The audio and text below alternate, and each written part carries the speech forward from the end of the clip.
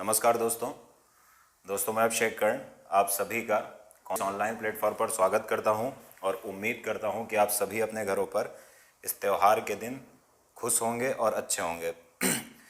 दोस्तों मैंने एक वादा किया था और ये वादा ये था कि मैं दीपावली वाले दिन एक वीडियो लेकर आऊँगा। तो खैर वादा पूरा करने में थोड़ा समय लग गया क्योंकि उसकी तैयारी करने में और त्यौहार भी था, तो सारी प्रक्रियाओं को करने में थोड़ा सा वक्त लग गया, लेकिन फिर भी हम इसको लेकर आ गए हैं और हम आज थोड़ा सा इसका देखेंगे कि हमारे जो रामायण हो गई या रामचरितमानस हो गई या जो रामायण के पात्र हो गए उनसे हम अपने जीवन में क्या सुधार ला सकते हैं या उससे हम क्या सीख सकते हैं। हम इस वीडियो में ये सब कुछ देखेंगे। फिर से एक बार सुबह में फिर से शुभकामनाएं दे चुका हूँ, लेकिन फिर से एक बार कह रहा हूँ, जो लोग पहली बार जुड़ रहे हैं या दोबारा भी जो जुड़ रहे हैं उन सब को मेरी तरफ से यानी मेरी तरफ से आपको और आपके पूरे परिवार को दीपावली की हार्दिक शुभकामनाएं।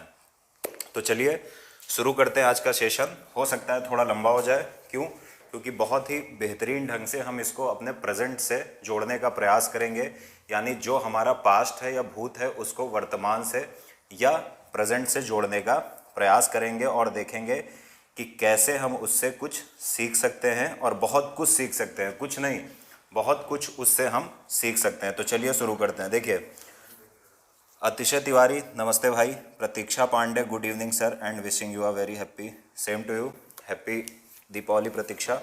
आदर्श शुक्ला हैप्पी दीपावली। अमित इंडियन जय श्री राम अमित इंडियन जी। तो चलिए समझते हैं कि ये पूरा मामला है क्या और क्यों हम आज लाइव आए हैं। देखिए पूरा हम समझेंगे जैसा कि इसका टाइटल दिख रहा होगा क्लास का, श्री राम रावण रामचरितमानस और हमारा जीवन, यानी जो भी कुछ प्रमुख पात्र थे उनसे आज की क्लास में हम कुछ सीखने का प्रयास करेंगे और कुछ सीखेंगे कि हम उनसे क्या सीख सकते हैं। जैसे मेरा एक व्यक्तिगत तौर पे मानना है कि जितने भी हमारे जो भी पौराणिक पात्र हैं उनके बारे में हमें जजमेंटल नहीं होना चाहिए, यानी हम अगर उनकी आलोचना करने से या उनको जज करने से बचें तो ज़्यादा बेहतर है। वैसे ही आपका अधिकार है, आर्टिकल 19 ने, इंडियन कॉन्स्टिट्यूशन के आर्टिकल 19 ने आपको बहुत सारे अधिकार दिए हैं, लेकिन मेरा ऐसा व्यक्तिगत तौर पे मानना है कि जो पौराणिक कोई भी पात्र है अगर आप उससे बहुत कुछ सीखें और उसको अपने जीवन में इम्प्लीमेंट करें तो ज़्यादा बेहतर होगा। तो चलिए शुरू करते हैं और देखते हैं। देखिए सबसे जीरो से इस क्लास को शुरू करूंगा। पहले 2-3 बेसिक चीज़ें बताना ज़रूरी है और उन बेसिक चीज़ की अगर हम बात करें तो उसमें सबसे पहले ये पॉइंट है ना, पेज ऐड करना, तो उसमें सबसे पहले हमको एक चीज़ पता होनी चाहिए और वो चीज़ क्या है। सबसे पहले हमको जो बेसिक चीज़ ये पता होनी चाहिए कि जो हमारे दो प्रमुख त्यौहार हैं, एक तो हो गया दशहरा और दूसरा हो गया है आपका दीपावली या दिवाली जिसको हम बोलते हैं। तो दीपावली, ये दोनों क्यों मनाए जाते हैं यहां से शुरुआत कर देते हैं ताकि जो भी आपके संशय हो या जो भी शंकाएं हो या क्वेश्चन हो उनका शुरुआत से ही समाधान होता रहे। उसके पश्चात हम रामचरितमानस के दोहों के माध्यम से इस प्रोग्राम को आगे बढ़ाएंगे। सबसे पहली अगर हम बात करें कि दशहरा क्यों मनाते हैं, तो जैसा कि आप सबको पता है कि हमको ये पता है कि रावण को इसी दिन भगवान श्री राम ने रावण का वध किया था और इसी उपलक्ष्य में हम लोग दशहरा मनाते हैं। बहुत आसान सी चीज़ है, सबको पता है। अब बात आती है कि दीपावली या दिवाली क्यों मनाते हैं। तो कहा जाता है कि इसी दिन 14 वर्ष का वनवास पूरा करके भगवान श्री राम अयोध्या पधारे थे, तो उनकी अयोध्या वापसी के उपलक्ष्य में लोगों ने दीपक जलाए थे और अयोध्या को जगमगा दिया था। इसलिए इसी उपलक्ष्य में तब से लगातार एक परंपरा चली आ रही है और हम दीपावली को सेलिब्रेट करते हैं, या आप कह लो कि हिंदू धर्म का सबसे बड़ा त्यौहार है। और खुशी की बात यह है कि आप देखेंगे कि जो अमेरिका की कांग्रेस है, जैसे हमारी पार्लियामेंट या संसद होती है वैसे ही अमेरिका की कांग्रेस है, और अमेरिका की कांग्रेस में एक बिल आया है और बिल ये कह रहा है कि यूनाइटेड स्टेट ऑफ अमेरिका में जो दीपावली वाला दिन है उसको नेशनल हॉलीडे के रूप में घोषित किया जाए। तो बहुत बड़ी चीज़ है और लग भी ऐसा रहा है कि शायद ये बिल पास हो जाए और एक्ट बन जाए और अगले साल से जो दीपावली हो वो अमेरिका में भी नेशनल हॉलीडे उस पर हो। तो ये भारत का जो आप देखोगे ये प्रभाव है अंतर्राष्ट्रीय स्तर पर, तो ये हमने समझा। लेकिन दीपावली को कुछ लोग एक दूसरे कारणवश भी मनाते हैं। कुछ लोगों का ये मानना है कि दीपावली, एक तो हम लोगों ने माना नॉर्थ इंडिया में आप अगर देखोगे तो वो इसलिए सेलिब्रेट किया जाता है क्योंकि इस दिन कहा जाता है कि भगवान राम जी 14 वर्ष का वनवास पूरा करके अयोध्या वापस आए थे, तो अयोध्या वासियों ने दीपक से पूरे अयोध्या को सजा दिया था। इसीलिए इस दिन को हम दीपक जलाकर सेलिब्रेट करते हैं। लेकिन इस त्योहार को मनाने के लिए एक थ्योरी और है। वो थ्योरी क्या है? कहा जाता है कि इसी दिन जो एक राक्षस था हिरण्यकश्यप, उसका वध किया था किसने? भगवान विष्णु ने नरसिंह अवतार धारण करके और अपने भक्त प्रहलाद की रक्षा की थी। तो कुछ लोग, कहा जाता है कि जब नरसिंह अवतार धारण करके भगवान विष्णु ने जब हिरण्यकश्यप का वध किया था, तो ये कहा जाता है कि उसके जो राज्य के लोग थे वो बहुत खुश हुए, और जिस दिन उसका वध हुआ था उस दिन रात में उन्होंने अपने पूरे राज्य में दीपक जलाए थे। इसलिए भी कुछ क्षेत्रों में माना जाता है, और कुछ क्षेत्रों में इसलिए भी मनाया जाता है, कहा जाता है दीपावली इसलिए सेलिब्रेट किया जाता है। कहा जाता है कि जब काली माता ने महाकाली का रूप धारण किया और राक्षसों का संहार किया, तो राक्षसों का संहार करने के बाद उनका गुस्सा शांत नहीं हो रहा था। इसलिए उनको शांत करने के लिए भगवान महादेव आए और उनके पैरों के नीचे लेट गए, और जैसे ही महाकाली का पैर महादेव के संपर्क में आया या उनके पैर ने महादेव को स्पर्श किया, तो उनका गुस्सा शांत हो गया।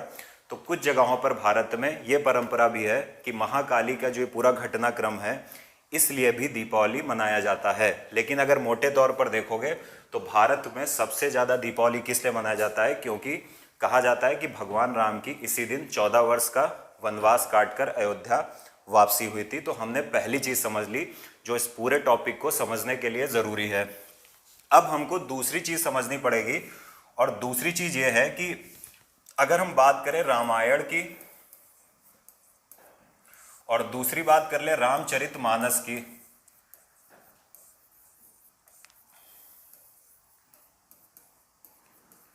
तो इन दोनों में अंतर क्या है ये भी समझ लेना बहुत ज़रूरी है। देखिए, रामायण और रामचरितमानस का अंतर सामान्यतः लोगों को नहीं पता होता, इसलिए यहाँ पर बताना ज़रूरी है कि इन दोनों में अंतर क्या है। देखिए, सबसे पहली बात ये समझ लीजिए कि जो रामायण की रचना है वो जो आपके वाल्मीकि जी थे उन्होंने की थी। यानी रामायण की रचना वाल्मीकि जी ने जो राम भगवान के कंटेम्प्रेरी या समकालीन थे उसी समय पर की गई थी। यानी वाल्मीकि जो राम भगवान के समकालीन थे उन्होंने उसी वक्त रामायण की रचना की थी।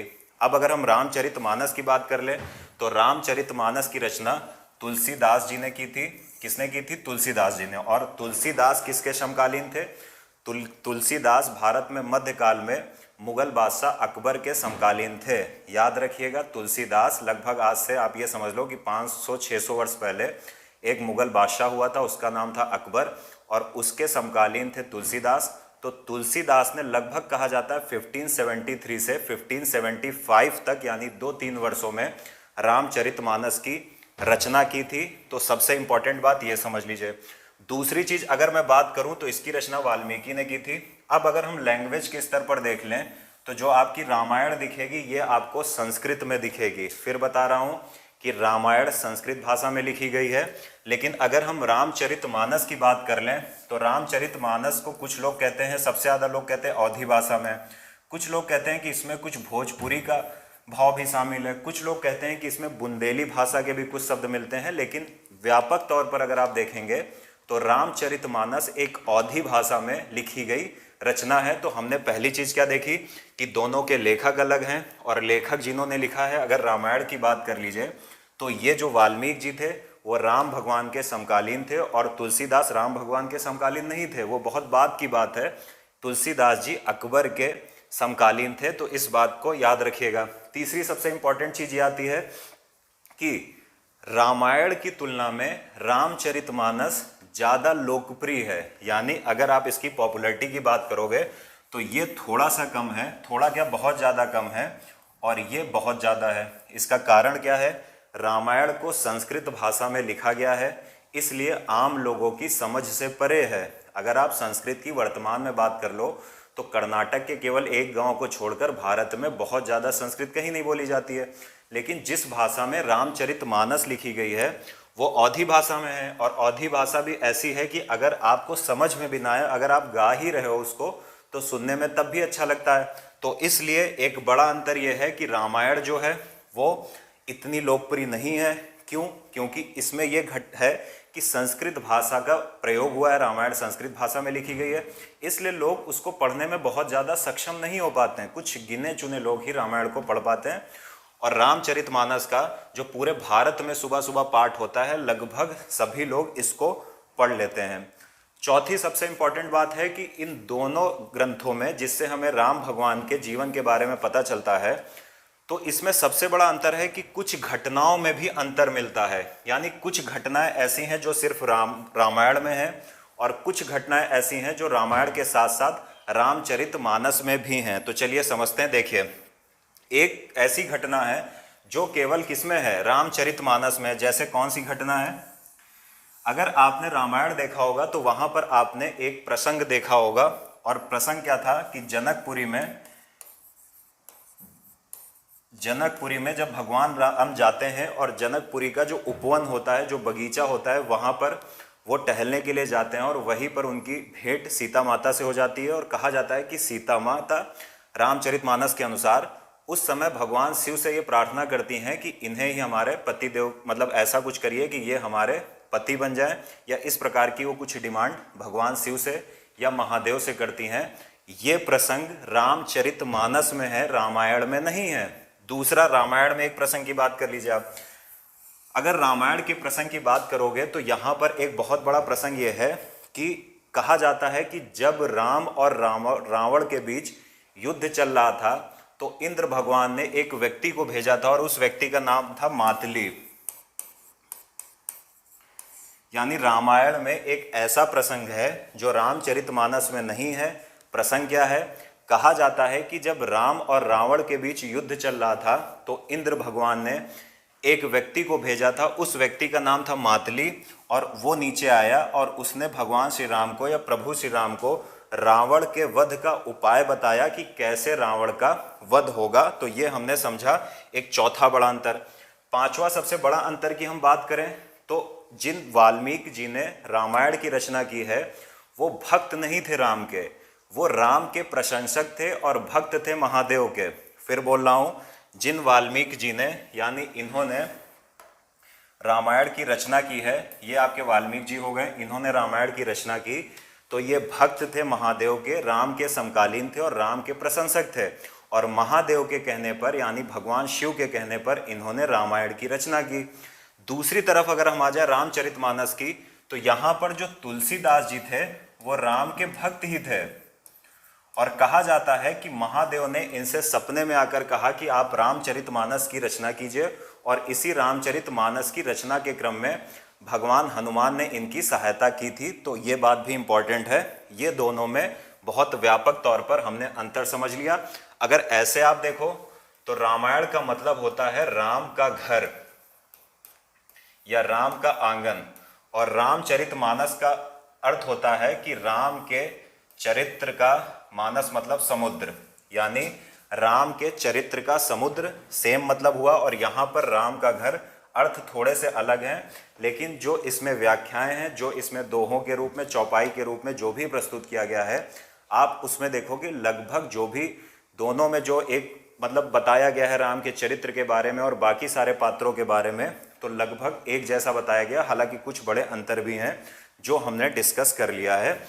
तो इतनी बात हमने समझ ली है। अब इस टॉपिक पर आगे बढ़ने से पहले हम इस पर आगे बढ़ते हैं और दोहों पर आएंगे और देखेंगे कि गोस्वामी तुलसीदास कृत श्री रामचरितमानस के वो कौन से दोहे हैं जो हमें अपने जीवन में सफलता दिलाने में बहुत महत्वपूर्ण भूमिका निभा सकते हैं। तो इस बात को याद रखिएगा कि हमें यह देखना है कि वो कौन से दोहे हैं जिनकी रचना किसने की है? तुलसीदास जी ने की है, और वो हमको अपने जीवन में सफलता दिला सकते हैं। तो चलिए समझते हैं कि वो कौन से ऐसे दोहे हैं।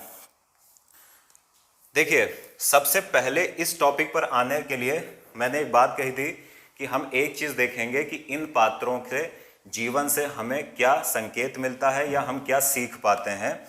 तो सबसे पहली बात करें, अगर हम भगवान श्री राम की बात करें तो भगवान श्री राम से हम क्या सीख सकते हैं? सबसे पहले ये देख लीजिए। अगर भगवान श्री राम की बात करें तो भगवान श्री राम का जो जीवन है, जो हमको एक एटीट्यूड सिखाता है। एटीट्यूड क्या होता है? किसी भी चीज़ को देखने का आपका जो नज़रिया होता है, उसी को हम कहते हैं एटीट्यूड। यानी किसी घटना को आप कैसे देख रहे हो और उसके पश्चात कैसे निर्णय कर रहे हो, इसी को बोलते हैं एटीट्यूड। अब अगर आप राम के चरित्र को देखोगे या राम के जीवन को देखोगे तो उससे सबसे बड़ी सीख हमको क्या मिलती है कि शक्ति के साथ जीवन में संतुलन होना बहुत ज़रूरी है। अगर सबसे बड़ी आप सीख लेना चाहते हैं भगवान राम से, कि भगवान राम के पास ऐसा कोई अस्त्र नहीं था, ऐसी कोई शक्ति नहीं थी जो उनके पास ना हो, लेकिन उनके जीवन में शक्ति के साथ संयम भी था, संतुलन भी था। आपने देखा होगा रामायण में कि जब वो समुद्र को पार करना चाहते हैं तो पहले समुद्र की पूजा करते हैं, बाद में अस्त्र उठाते हैं, जो इस बात को प्रूव करता है कि राम के जीवन में शक्ति के साथ संतुलन भी था। अगर इसको हम भारत के संदर्भ में देखें कि राम की परंपरा हमारे आज के भारत में कैसे विद्यमान है, तो राम की परंपरा को हम ऐसे देख सकते हैं कि भारत एक न्यूक्लियर पावर कंट्री है। यानी अगर परमाणु बमों की बात करोगे तो भारत के पास 100 या 100 से अधिक भी कुछ लोग कहते हैं परमाणु बम है, लेकिन भारत ने राम का जो जीवन दर्शन है उससे सीखते हुए नो फर्स्ट यूज़ की पॉलिसी निर्धारित कर रखी है। यानी कहा है कि हम अपने परमाणु बमों का पहले प्रयोग नहीं करेंगे जब तक कोई दूसरा देश हम पर प्रयोग नहीं करेगा। तो राम की झलक हमको भारत की न्यूक्लियर पॉलिसी में या नो फर्स्ट यूज़ की पॉलिसी में भी दिखती है। अगर हम अपना इतिहास देख लें तो आपने देखा होगा कि कभी भारत ने किसी भी देश पर पहला हमला नहीं किया है। या आप 1948 में पाकिस्तान का कश्मीर में हमला देख लो, या 1971 वॉर देख लो, या 1965 वॉर देख लो, या 1962 चाइना ने जिस युद्ध में हमको पराजित किया था वो देख लो, या 1999 का कारगिल देख लो। हमने कभी भी पहला हमला नहीं किया है, जबकि हम पाकिस्तान से ज़्यादा सक्षम थे। और ये हमें राम की विरासत है या भगवान श्री राम की विरासत है, जो हमारे पास शक्ति भी थी लेकिन हमने संतुलन बनाए रखा। पहला पात्र। दूसरा पात्र जो हमारे पास आता है जिससे हमें बहुत कुछ सीखने की ज़रूरत है, वो है रावण का। अब रावण के पात्र से आप क्या सीख सकते हो, तो चलिए समझते हैं, देखते हैं कि रावण के पात्र से आप क्या सीख सकते हो। अगर आपने अपने जीवन में रावण के एटीट्यूड को डाल लिया या रावण जिस नज़रिए से चीज़ों को देखता था उसको सीख लिया तो बहुत ही ज़्यादा आपको फ़ायदा होगा। जैसे मैं एक कथा बताता हूँ जो विष्णु पुराण की है। कहा जाता है कि एक बार नर्मदा नदी में रावण तपस्या कर रहा था। अब फिर से बता रहा हूँ कि नर्मदा नदी जो कि मध्य प्रदेश से होकर गुजरती है, मध्य प्रदेश, गुजरात और आपके महाराष्ट्र से होकर गुजरते हुए अरब सागर में गिरती है। तो एक कथा है कि एक बार रावण नर्मदा नदी में तपस्या कर रहा था और नर्मदा नदी में रावण तपस्या कर रहा था। उसी समय नर्मदा नदी के तट पर एक राजा हुआ करता था जो बहुत शक्तिशाली था और उसका नाम था सहस्त्रबाहु या सहस्त्रार्जुन। और कहा जाता है कि जब रावण नर्मदा के जल में शिव की तपस्या कर रहा था, क्योंकि रावण शिव भक्त बहुत ज़्यादा था, तो उस टाइम पर जो सहस्त्रबाहु या सहस्त्रार्जुन था वो एक नाव से अपनी रानियों के साथ ऐसे हंसी मजाक करते हुए आ रहा था और उनकी नाव रावण से टकरा गई और रावण पानी में गिर गया। इससे दोनों को अपनी शक्तियों का थोड़ा सा घमंड था, दोनों में युद्ध हो गया।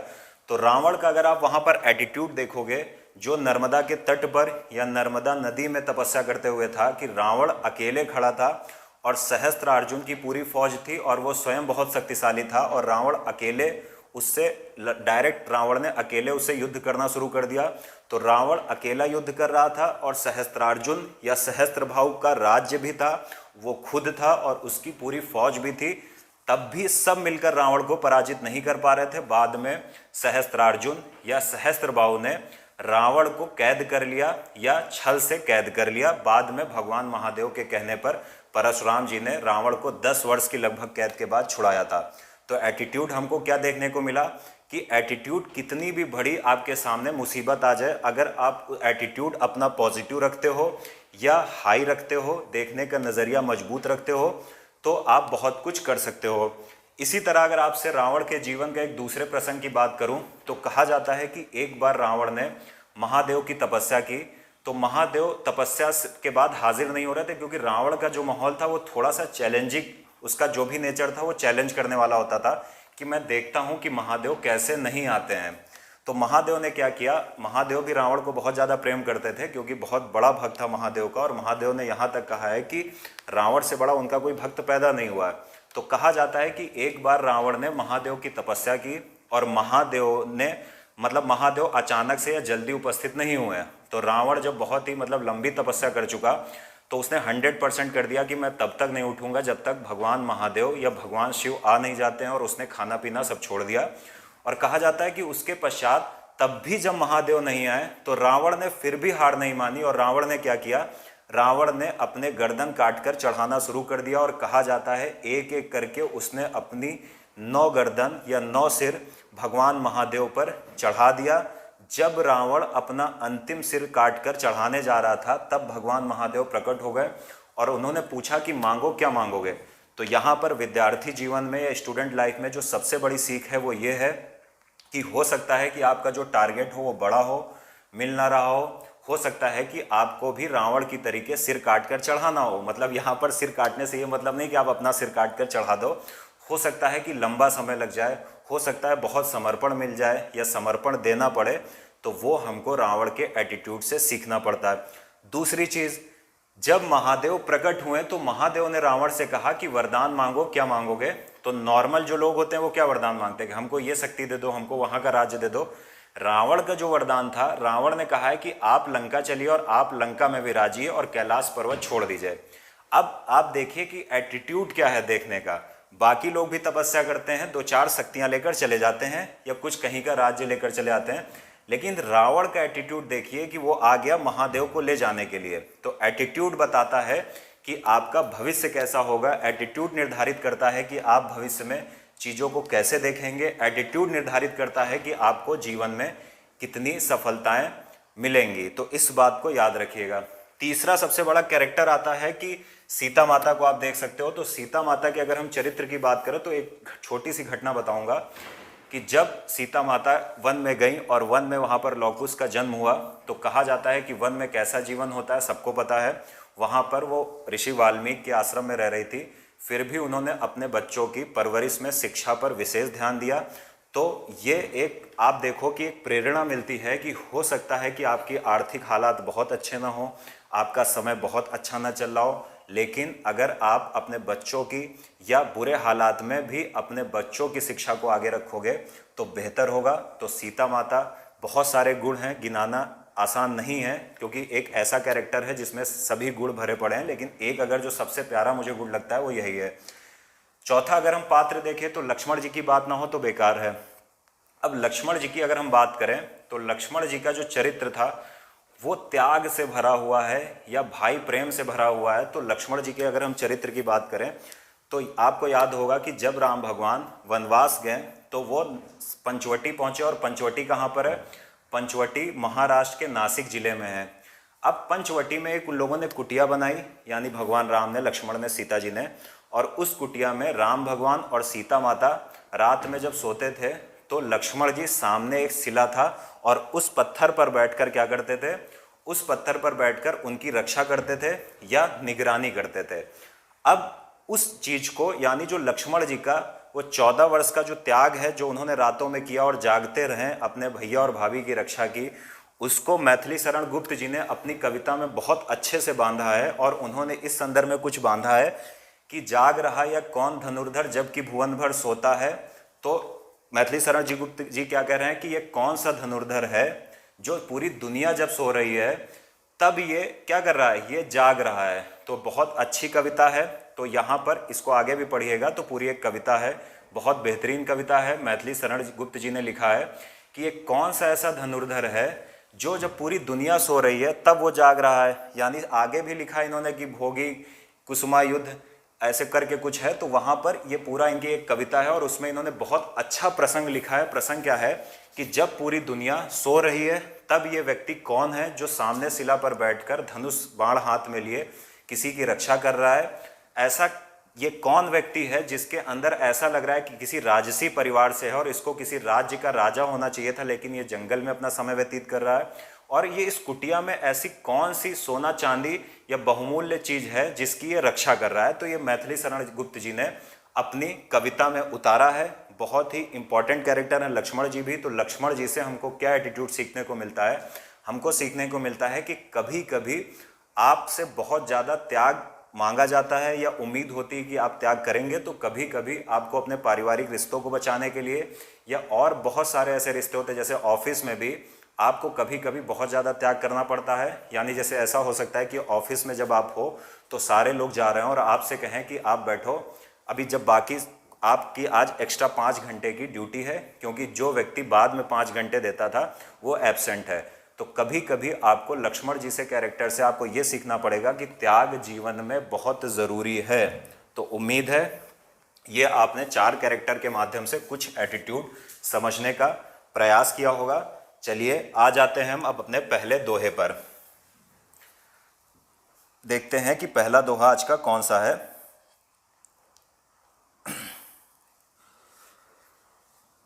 आशीष सर जय श्री राम, सहर शुक्ला जय श्री राम सर, जय श्री राम भाई। Shubham Shukla happy Diwali Abhishek sir, happy Diwali भाई। Mahi Vajpayee happy Diwali. Nature love Shivam Shukla. तो चलिए अब हम समझते हैं, देखते हैं कि ये पहला दोहा कौन सा है और क्यों हमारे लिए इंपॉर्टेंट है। देखिए, अगर आप रामचरितमानस का जो सबसे पहला इंपॉर्टेंट दोहा देखेंगे वो क्या है, ये कह रहा है कि दैहिक दैविक भौतिक तापा, राम राज नहीं कहो व्यापा, सब नर करहि परस्पर प्रीति, चलहि स्वधर्म निरत श्रुति नीति। अब इसका मतलब क्या है ये समझिए। अगर आप पहली लाइन नोटिस करोगे तो क्या कह रहा है कि दैहिक यानी शारीरिक, दैविक यानी ईश्वरी, भौतिक यानी शत्रु आप समझ लो, तापा राम राज नहीं कहूँ व्यापा, यानी ये कह रहा है कि राम राज्य क्या है। राम राज्य एक ऐसे राज्य की परिकल्पना है जिसकी परिकल्पना गांधी ने भी की थी, और वो राज्य क्या है कि ना तो वहाँ पर किसी को दैहिक यानी शारीरिक समस्याएं हों, ना वहाँ पर किसी को दैविक यानी बाढ़ सूखा बिजली जैसी समस्याएं हों, ना वहाँ पर किसी को भौतिक समस्याएं हों यानी शत्रु या शक्तिशाली व्यक्ति किसी कमजोर व्यक्ति को परेशान कर रहा हो। तो याद रखिएगा, यहाँ पर कहा गया है कि राम राज्य कैसा होना चाहिए, ना तो किसी को दैहिक समस्याएं हों, ना दैविक हों और ना भौतिक हों, इसी प्रकार का राम राज्य होना चाहिए। उसके बाद आप देखोगे दोहे की अगली पंक्ति क्या कह रही है, सब नर करहि परस्पर प्रीति, यानी सभी नर या सभी व्यक्ति एक दूसरे से प्रेम करें। साथ ही साथ अगर आप देखोगे, चलहि स्वधर्म निरत श्रुति नीति, सभी वेदों के अनुसार बताए गए मार्ग पर अपने अपने धर्म का पालन करें। यानी ये भारत के नेताओं के लिए एक बहुत अच्छा एग्जाम्पल है कि वो इस चीज़ से सीखें, क्योंकि जब जब नेता राम राज्य की बात कर लेते हैं तो शायद उनको स्वयं नहीं पता होता है कि राम राज्य का वास्तविक अर्थ क्या है। तो सबसे पहला हमारे देश के जो नीति निर्माता हैं, जो हमारे देश के आप नेता देखते हो, उनके लिए पहला दोहा है कि राम राज्य जिसकी आप बात कर रहे हो, वहाँ पर कहा गया है कि ना तो किसी को दैहिक समस्या होनी चाहिए, ना दैविक ईश्वरी कोई समस्या होनी चाहिए बाढ़ सूखा जैसी, ना किसी को भौतिक समस्याएं होनी चाहिए। राम राज्य कैसा होता है, राम राज्य ऐसा होता है कि सभी व्यक्ति एक दूसरे से प्रेम करें। साथ ही साथ आप देखोगे कि सभी वेदों के अनुसार बताए गए मार्ग पर चलते हुए अपने अपने धर्म का पालन करें। तो कभी भी कोई नेता अगर आपसे कहता है कि राम राज्य की बात करता है, तो आप उसके राम राज्य के कॉन्सेप्ट के बारे में उससे जरूर पूछें, क्योंकि हमारे रामचरितमानस ने ही राम राज्य का क्लियर कॉन्सेप्ट इस दोहे के माध्यम से दिया है कि राम राज्य कैसा होना चाहिए। राम राज्य ऐसा होना चाहिए जिसमें किसी भी प्रकार की कोई समस्या ना हो, सभी लोग एक दूसरे से प्रेम करते हो, किसी भी प्रकार की धार्मिक या जाति टकराव ना हो, ऐसा ही हमारा राम राज्य होना चाहिए। तो ये एक नेताओं के लिए संदेश है पहला। अब हम चलते हैं आज के दूसरे दोहे पर और देखते हैं कि दूसरा दोहा क्या कह रहा है। ये बहुत इंपॉर्टेंट है और ये एजुकेशन सेक्टर के लिए बहुत ज़रूरी है, क्योंकि एजुकेशन सेक्टर जो आज का चल रहा है वो रामचरितमानस के इसी दोहे के अनुसार चल रहा है। देखिए कह क्या रहा है, कह रहा है तुलसी जे कीरत चाही। तुलसीदास जी कहते हैं कि जो लोग अपनी कीर्ति के लिए या अपने यश के लिए, अपने नाम के लिए पर की कीरत खोई, यानी कुछ लोग ऐसे होते हैं जो अपनी कीर्ति या अपने यश या अपने नाम के लिए दूसरों की कीर्ति या दूसरों की निंदा करते हैं या दूसरे के यश को नुकसान पहुंचाते हैं। आगे तुलसीदास जी क्या कह रहे हैं, तिनके मुंह मस लागय, यानी उनके मुंह में ऐसी कालिक लगती है, मिटे ही ना मारे धोई। तुलसीदास जी कहते हैं कि कुछ लोग ऐसे होते हैं जो अपने यश के लिए, अपने नाम के लिए दूसरों के यश और नाम पर लगातार हमला करते हैं। दरअसल वो अपने मुख पर एक ऐसी कालिक लगा रहे हैं जिसको बार बार धोकर भी साफ नहीं किया जा सकता है। एजुकेशन सेक्टर के लिए मैंने इसलिए बोला क्योंकि आजकल आप देखते होंगे, चाहे वो ऑनलाइन हो या ऑफलाइन हो, कुछ ऐसे एजुकेटर या टीचर आपको मिलेंगे जो अपना नाम या अपनी कीर्ति किस स्तर पर स्थापित करते हैं, दूसरे का अपमान करके। तो यहाँ से बहुत जगह सीखने वाली चीज़ है, सिर्फ एजुकेशन सेक्टर नहीं है, आप किसी जॉब में भी जाते हो तो वहाँ पर भी लोग अपनी कीर्ति को, अपने यश को बढ़ाने के लिए क्या करते हैं, दूसरे के यश पर किसी भी प्रकार का आरोप लगाते हैं या नुकसान पहुंचाते हैं। तो इस बात को याद रखना है, ये नहीं करना है, क्योंकि ये हमारे रामचरितमानस की सीख है। क्योंकि कहा जाता है कि ऐसे व्यक्ति कुछ समय के लिए तो ग्रोथ कर सकते हैं, लेकिन इनकी ग्रोथ सस्टेनेबल या समावेशी नहीं हो सकती है। तो ये हमको दूसरे आज के दोहे से सीख मिलती है। अब हम चलेंगे आज का तीसरा दोहा और देखेंगे तीसरा दोहा क्या कह रहा है। देखिए, ये भी बहुत इंपॉर्टेंट है। कह रहा है कि सूर समर करनी करें, कहीं न जनावें आप। कहा गया है कि जो सूर होते हैं, या जो आप ये समझ लो कि जो सूर मतलब कौन होता है, कि जो शक्तिशाली होते हैं या योद्धा होते हैं, वो क्या करते हैं, वो जब भी कभी समर में या युद्ध में जाते हैं तो अपने कर्म करके दिखाते हैं। ठीक है ना। यानी कोई भी योद्धा, जो बड़ा योद्धा होता है, जब वो समर में जाता है या युद्ध में जाता है तो वो कर्म करके दिखाता है, अपना गुणगान नहीं गाता है। ठीक है। आगे क्या कह रहा है, विद्यमान रन पाई रिपु, यानी रिपु मतलब होता है शत्रु, कायर कथई प्रताप। कह रहा है कि वो व्यक्ति जो रन में या युद्ध में शत्रु को सामने देखकर अपने प्रताप की गाथाएं गाते हैं, वो कायर होते हैं। तो इसका मतलब क्या हुआ कि जो योद्धा होते हैं वो समर में कभी भी अपने गुणगान अपने मुख से नहीं करते हैं, वो अपने मतलब कर्मों को दिखाते हैं। लेकिन जो कायर व्यक्ति होते हैं वो जब अपने शत्रु के सामने आते हैं तो अपने कर्मों को दिखाने के बजाय अपना गुणगान गाते हैं। इससे बहुत कुछ सीखा जा सकता है। वर्तमान परिप्रेक्ष्य में इसकी रेलिवेंसी या प्रासंगिकता आज तक बनी हुई है। कैसे बनी हुई है, आपने देखा होगा कि आपके जीवन में बहुत लोग आते हैं। अगर मैं एजुकेशन सेक्टर की बात करूं तो यहाँ पर भी कुछ लोग कर्म करने के बजाय अपने गुणगान गाना ज़्यादा उचित समझते हैं। ऐसे ही नॉर्मली आपके जीवन में बहुत सारे ऐसे लोग मिलेंगे जो कर्मों की बजाय किस पर, अपने गुण गाने पर फोकस करते हैं। जिसके लिए एक मुहावरा भी है कि अपने मुंह मियाँ मिट्ठू बनना। वैसा नहीं करना है। आप कुछ ऐसा कर्म करो कि आपके बारे में बातें हों, आपको बताने की जरूरत ना पड़े। तो जो रामचरितमानस का दोहा नंबर 3 है आज का, वो हमें अपने जीवन में यही सीख देता है कि हमें कर्म करना चाहिए, अपने गुणगान नहीं गाने चाहिए। तो ये बहुत इंपॉर्टेंट है आज का दोहा नंबर 3। अब चलिए चलते हैं कि आज का दोहा नंबर 4 कौन सा है।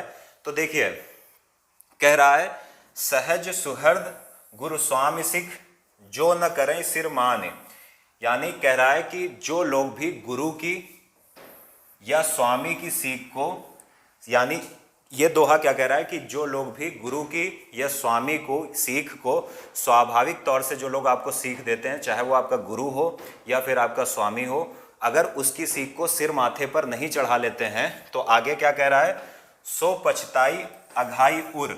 यानी उर मतलब हृदय होता है। कह रहा है कि वो लोग हृदय में बाद में पछताते हैं या हृदय से बाद में पछताते हैं। आगे कह रहा है अवश्य होई हित हानि, यानी अवश्य ही उन्हें उनके हितों की हानि होती है।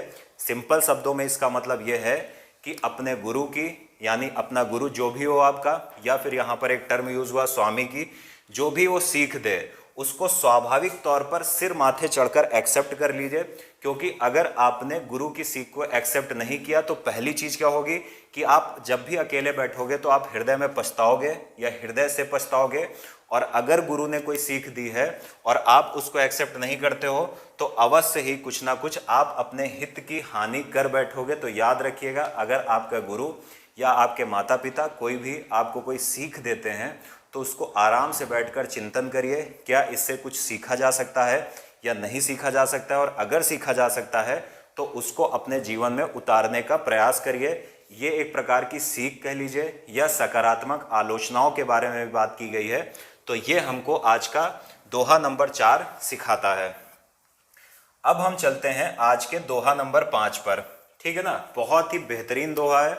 ये क्या कह रहा है, मुखिया मुख सो चाहिए खान पान कहूं एक, कह रहा है कि मुखिया जो है वो मुख के समान होना चाहिए। इसका मतलब क्या हुआ, जैसे मुख क्या होता है, एक अकेला खाता पीता है और पूरे शरीर के सभी भागों को, सभी ऑर्गन्स को न्यूट्रिशन या पोषण प्रदान करता है, उसी तरह कह रहा है कि मुखिया मुख के समान होना चाहिए, जो अकेले खाए पिए लेकिन पालय पोषय सकल अंग तुलसी सहित विवेक, यानी अपने विवेक से सभी जो उसके अंग हैं उनका उचित ढंग से पालन पोषण करे। यानी यहाँ पर मुखिया की, जो परिवार का मुखिया, या कहीं और संदर्भ में किसी और रेफरेंस में भी आप इसका प्रयोग कर सकते हो कि मुखिया का कैसा होना चाहिए। मुखिया हमेशा मुख के समान होना चाहिए, जो अकेले खाए और पूरे जो शरीर है उसको न्यूट्रिशन प्रदान करे या उसका पालन पोषण करे। तो मुखिया कैसा होना चाहिए, जो अकेले अर्जन करता है आय का, लेकिन उस आय का प्रयोग अपने परिवार के सभी सदस्यों के लिए करे, तभी वो एक बेहतर मुखिया कहलाएगा। तो ये आपको एक बहुत अच्छा एक्सपीरियंस देता है जीवन के बारे में कि जब भी आपकी कभी जॉब लगे और उस जॉब के माध्यम से जो भी आपकी इनकम हो, तो उस इनकम को आप परिवार में भी डिस्ट्रीब्यूट करिए। ऐसा ना हो कि परिवार वालों ने आपकी मदद की थी और जब आप उस लायक हुए और जब आपने कुछ कमाया तो आप मुखिया, अजीब टाइप के मुखिया बन गए कि जो भी है सब मेरा है, इसके लिए मैंने मेहनत की है। तो ये बात याद रखिएगा। अब ये हमने सीखा दोहा नंबर 5 से, और दोहा नंबर 6 से अब हम क्या सीखेंगे, ये देखिए। बहुत ही बेहतरीन दोहा है, आज की जो यंग जनरेशन है उसके लिए बहुत इंपॉर्टेंट है। और इंपॉर्टेंट क्यों है ये सुन लेते हैं।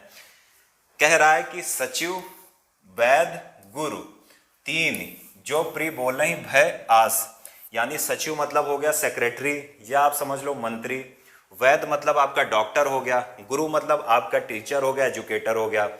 कह रहा है कि अगर सचिव, वैद यानी मंत्री, और आपका डॉक्टर और आपके गुरु, ये तीनों भय या किसी आस से या लालच से प्रिय बोलने लगे, यानी इनका काम क्या है इन तीनों का। पहली बात, अगर सचिव या मंत्री की बात कर लें तो मंत्री का काम क्या है कि आपको अच्छी राय दी जा सके, कि किसी मामले में आप जब निर्णय कर रहे हो तो वहां पर आपको अच्छी राय मिले। दूसरा, आपके डॉक्टर का काम क्या है, आपके वैद्य का काम क्या है कि जो भी आपकी बीमारी हो उसको सही ढंग से वो बताए कि आपकी बीमारी का हाल क्या है, इसका क्या प्रभाव होगा, ये ठीक होगी या नहीं होगी।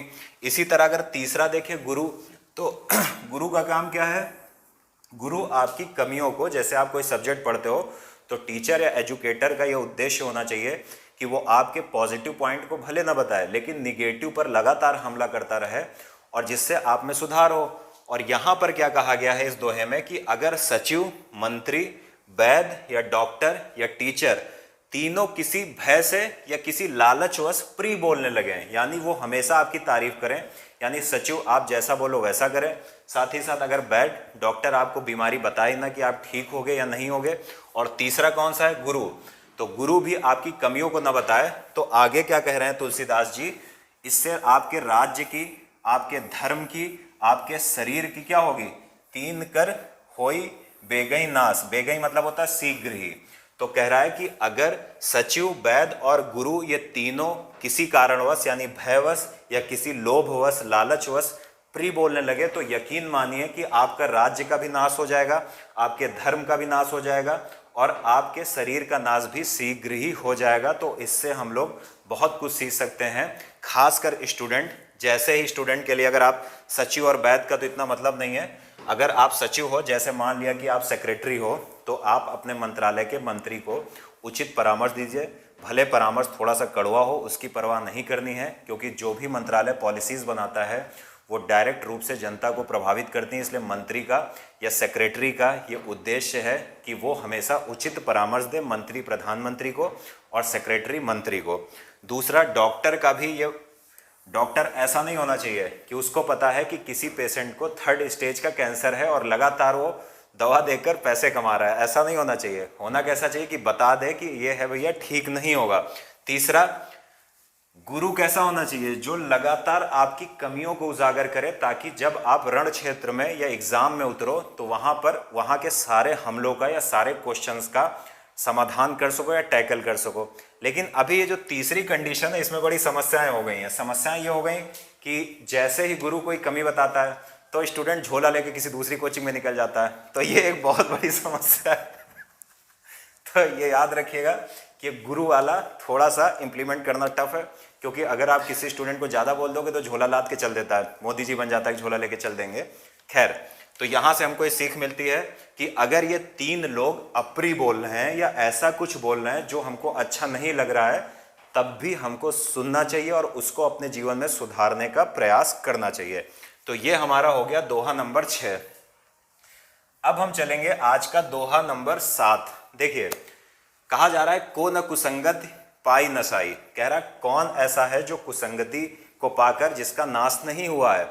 आप अपने दोस्तों के साथ जो दारू पीते हैं, जो शराब पीते हैं, वो बैठते हैं और अगर आप नहीं पीते हो तो वो शुरुआत में आपसे क्या कहेंगे? कहेंगे ठीक है तुम पीना मत, बस मेरे बगल में बैठ जाओ। और सीधी सी बात है, जब अगर आप शराबियों के बीच में बैठोगे तो बहुत जल्दी आपका भी नाश होगा और आप भी बोतल पकड़ लोगे। तो पहली लाइन क्या कह रही है? को न कुसंगति पाई नसाई, यानी ऐसा कौन है जो कुसंगति को पाकर जिसका नाश नहीं हुआ है। आगे क्या कह रहा है? रहे न नीच मते चतुराई, यानी नीच के मता अनुसार चलने से चतुराई नहीं रह जाती है।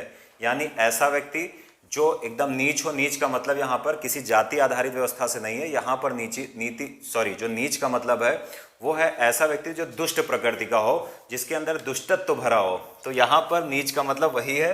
तो यहाँ पर कह रहा है कि अगर आप किसी नीच के पास बैठते हो और वो लगातार आपको माइंड वॉश करता है और आप समझ रहे हो कि आप चतुर हो रहे हो, तो वो चतुराई नहीं रह जाती है। तो यहाँ से हमको क्या सीखने को मिला कि हमको क्या कह रहा है?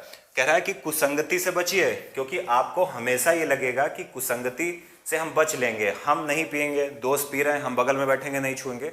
लेकिन एक दिन आप जरूर छू लेंगे, क्योंकि इतिहास गवाह है कि सबका सर्वनाश हुआ है। दूसरी चीज क्या है कि जब भी आप नीच व्यक्ति के साथ रहोगे और उसके मतानुसार चलोगे और आपको लगेगा कि आप चतुर बन रहे हो, दरअसल आप चतुर नहीं बन रहे हो, वो चतुराई नहीं कहलाती है। तो ये हमने दोहे नंबर 7 से सीखा। अब हम देखते हैं दोहा नंबर 8। अब देखिए दोहा नंबर 8 क्या कह रहा है? दोहा नंबर 8 कह रहा है शरणागत कहूँ जे तजहि निज अनहित अनुमान।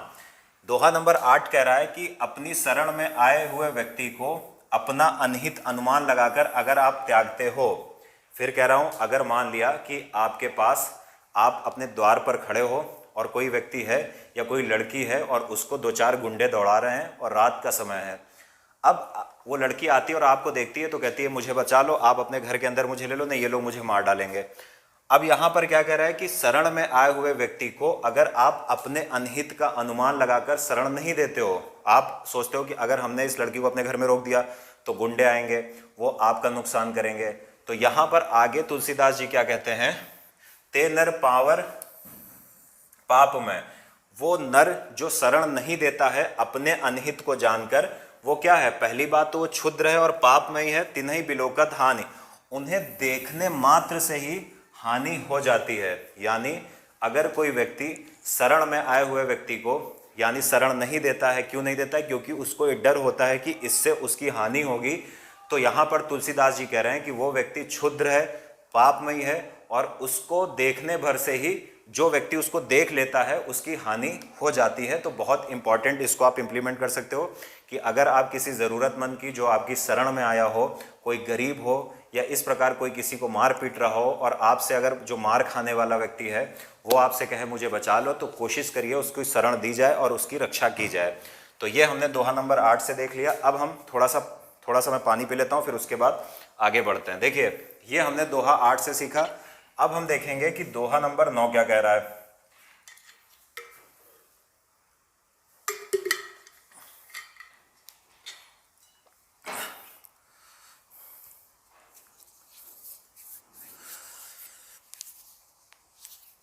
चलिए अब देखते हैं नेचर लवर शिवम शुक्ला गुरुजी, आप बहुत अव्वल पढ़ाते हैं। अव्वल का मतलब क्या होता है भाई? अव्वल तो ईंट सुना है।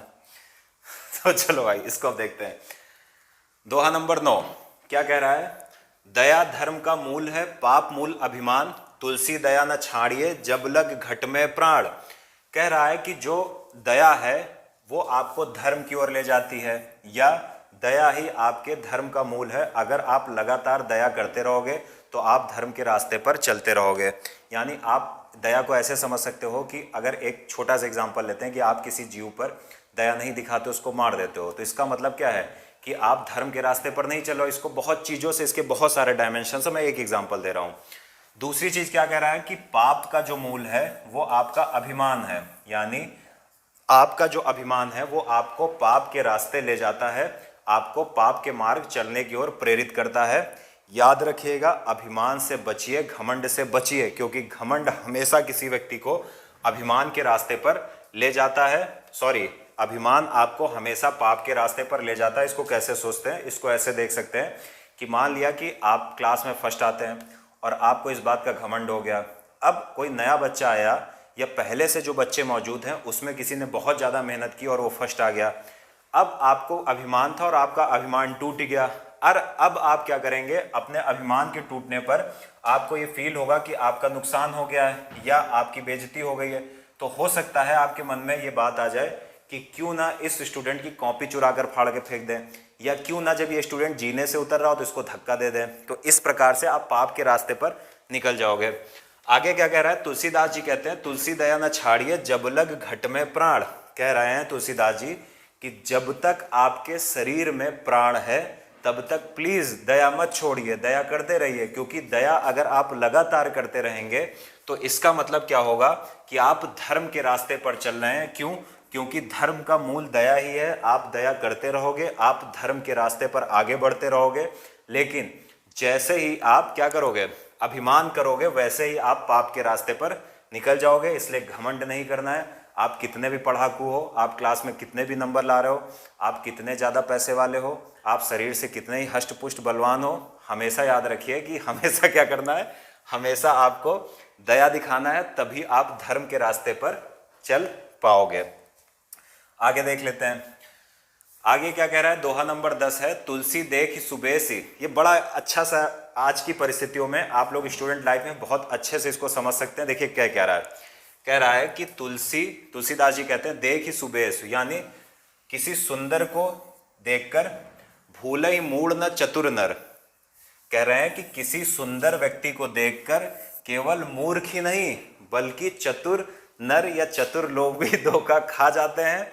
यानी इसका मतलब यह हुआ कि कभी कभी ऐसा होता है कि आप किसी बहुत सुंदर लड़की को या सुंदर लड़के को देखते हो तो आप धोखा खा जाते हो। और आगे लाइन पढ़ेंगे तो और मजेदार है। आगे लाइन क्या कह रही है, सुंदर केकई पेखु।